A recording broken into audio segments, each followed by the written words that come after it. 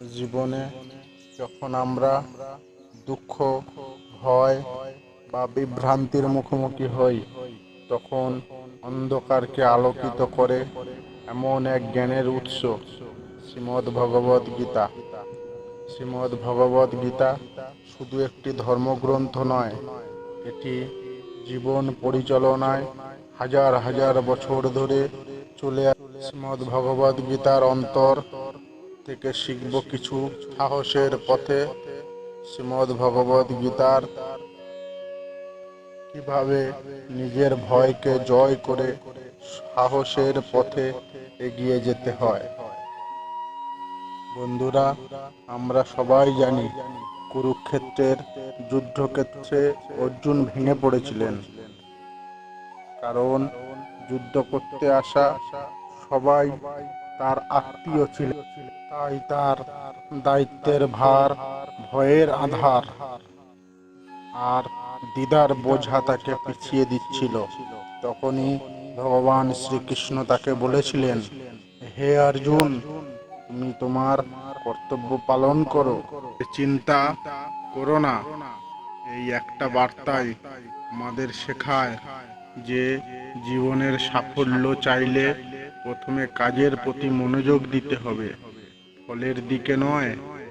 আমরা প্রায়শই ভাবি যদি ব্যর্থ হই, কিন্তু বন্ধুরা, গীতা আমাদের শেখায় যে ব্যর্থতা মানে শেষ নয়, বরং এটি সফলতার পথে একটি ধাপ। ভগবান শ্রীকৃষ্ণ আরেকটি শক্তিশালী জ্ঞান ও শিক্ষা আমাদের মানব জাতির উদ্দেশ্যে দেন। যে ব্যক্তি নিজের মনকে জয় করতে পারে সেই সত্যিকারের যোদ্ধা।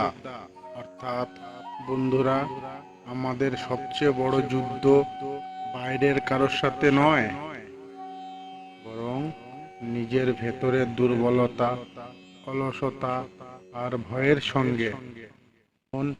জীবনে ঝড় আসে, মনে রাখো তুমি অর্জুন, আর তোমার অন্তরের কণ্ঠস্বরই হলো কৃষ্ণ। হাল ছেড়ো না, দ্বিধা করো না, নিজের কর্তব্য করে যাও। এই পথই তোমাকে তোমার গন্তব্যে পৌঁছে দেবে।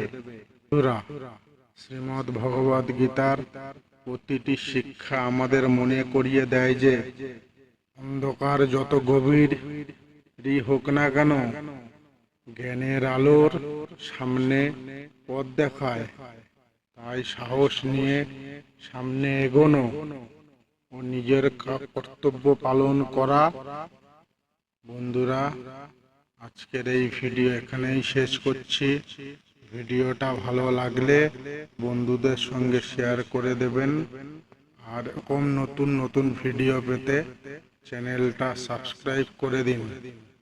আর হ্যাঁ বন্ধুরা, কমেন্টে জয় শ্রীকৃষ্ণ লিখতে ভুলবেন না। দেখা হবে আবার একটি নতুন ভিডিওতে। ততক্ষণ ভালো থাকুন, সুস্থ থাকুন। নমস্কার, জয় শ্রীকৃষ্ণ।